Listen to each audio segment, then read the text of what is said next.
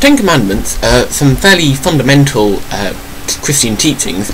They were written by God, apparently, and are sort of generally teachings on how to live your life and worship God and not do anything that God doesn't want you to do.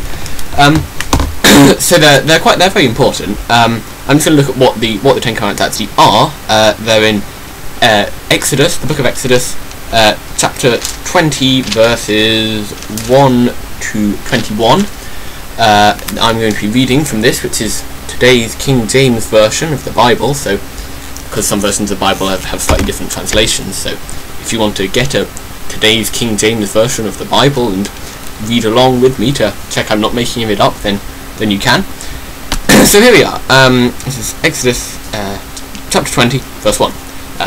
And God spake all these words, saying, I am the Lord thy God, which have brought thee out of the land of Egypt, out of the house of bondage.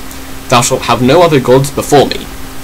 So it's basically saying, don't worship anyone else. It's all me. Which doesn't seem like a particularly perhaps good first, most important commandment for how to live your life, but we'll look at the next one. It is, Thou shalt not make unto thee any graven image, or any likeness of anything that is in heaven above, or that is in the earth beneath, or that is in the water under the earth. Thou shalt not bow down thyself to them, nor serve them. For I, the Lord thy God, am a jealous God, visiting the iniquity of the fathers upon the children, unto the third and fourth generation of them that hate me, and showing mercy unto thousands of them that love me and keep my commandments. So I'm really very reasonable. So it's basically had only worship me, don't worship any other gods, and don't worship any other things as well, just to make sure you don't worship anything else. And of course, because God's all loving, he punishes the innocent children of people who question his divine authority. Kind of like North Korea does that, really, to people. So it's kind of, you can see where they get their inspiration from. So this is the third one. Thou shalt not take the name of the Lord thy God in vain, for the Lord will not hold him guiltless that taketh his name in vain. So it is basically saying don't blaspheme, because God will get really angry because you've insulted him, and he clearly gets angry very, very easily. And I don't know why it says, will not hold him guiltless that taketh his name in vain, because you could really have that after any of the commandments, like, thou shalt have no other gods before me, for the Lord will not hold him guiltless that hath any other gods before him. So, I don't know why they say it for that specific one, really.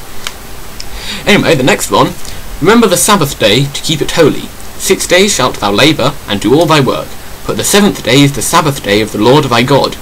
In it thou shalt do no work, thou, nor thy son, nor thy daughter, nor thy manservant, nor thy maidservant, nor thy cattle, nor thy stranger that is within thy gates. For in 6 days the Lord made the heaven and the earth, the sea, and all that is in them, and rested the 7th day. Therefore the Lord blessed the Sabbath day and hallowed it. So it's kind of saying, don't work on the Sabbath day because I didn't, and yeah, so don't do anything else other than what I've done. And there is a bit later, if I can find it. It's not part of the Ten Commandments, but there is a section in Exodus, so it is, where it says, 6 days may work be done, but in the 7th day is the Sabbath of rest, holy to the Lord. Whosoever doeth any work, and in this version the any is in italics, whosoever doeth any work in the Sabbath day, he shall surely be put to death. So, it's not one of the Ten Commandments, but it's also in Exodus. It's Exodus 31 to chapter 31, verse 15, if anyone wants to check. So that seems a little bit bit extreme. I don't know why really anyone would care that much about not doing work on God's special day. Okay, so now we come to the less important commandments, which are, honour thy father and thy mother, that thy days may be long upon the land which the Lord thy God giveth thee. Thou shalt not kill, thou shalt not commit adultery, thou shalt not steal, thou shalt not bear false witness against thy neighbour, thou shalt not covet thy neighbour's house, thou shalt not covet thy neighbour's wife, nor his manservant, nor his maidservant, nor his ox, nor his ass, nor anything that is thy neighbour's. So, honour thy father and thy mother. yeah, that seems fairly sensible. That one, yeah. That thy days may be long upon the land which the Lord God, thy God giveth thee. Just a helpful little reminder that I gave it to you. So that was me. I'm God. Yeah. Thou shalt not kill. Yeah. Yeah, good. I assume it's just referring to humans. It's not like thou shalt not kill any animals or plants or fungi or bacteria or spiracati or anything. It's in fact, in some versions, I think it is translated as "thou shalt not murder." So probably this refers to humans. But then again, God like kills the firstborn son in all of Egypt and sends a massive flood which kills everyone. So I mean, who's he to tell us not to kill people? I mean, it's a bit hypocritical, really. But anyway, thou shalt not commit adultery. Well, I'm not sure that really needs to be a law, and at least not one of the 10 most important laws. I mean, it's perhaps good advice not to commit adultery. It probably won't do your marriage much help, but whether that should really be a law and one of the 10 most important laws, I'm not sure. So thou shalt not steal. Yeah, I mean, unless maybe it was a man stealing a loaf of bread from like a wealthy landlord or whatever to feed his starving family, then maybe. But generally, thou shalt not steal is good advice. Yeah, good law. Thou shalt not bear false witness against thy neighbour. Yes, that's good. I don't have a problem with that. Thou shalt not covet thy neighbour's house, thou shalt not covet thy neighbour's wife, nor his manservant, nor his maidservant, nor his ox, nor his ass, nor anything that is thy neighbour's. Now, it's not explicitly stated here, but it does sort of seem a bit like it's implying that thy neighbour's wife is part of thy neighbour's property,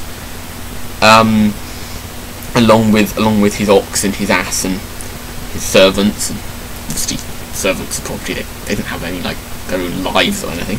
Ridiculous thought. So yes, I realise it doesn't actually say that, but those are kind of grouped in with things that are thy neighbours. There's also coveting, which is basically means being jealous of.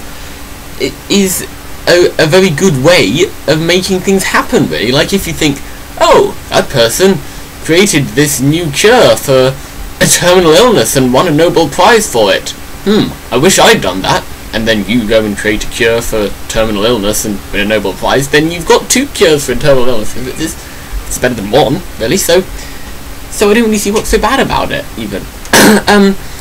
But also, the other problem is, with this one, it's basically saying that it's thought crime to be jealous of your neighbour about any of his property, including his wife and servants.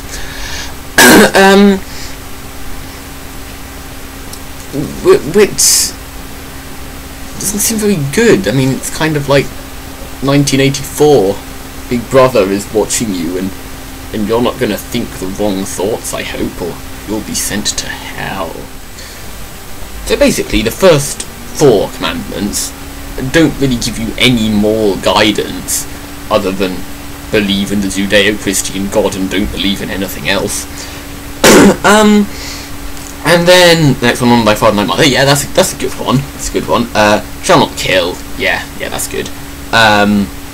Adultery. Well, I'm not sure it's really be a law, but it's probably good advice generally. Thou shalt not steal again, generally. Yeah. Shall not bear false witness against thy neighbour. Yeah, that's a good one.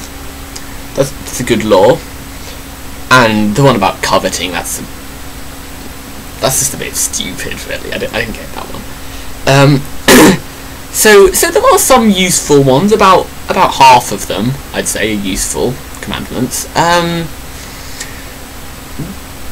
But one of the things that people often say about the 10 Commandments is, oh, they've brought such good things to society.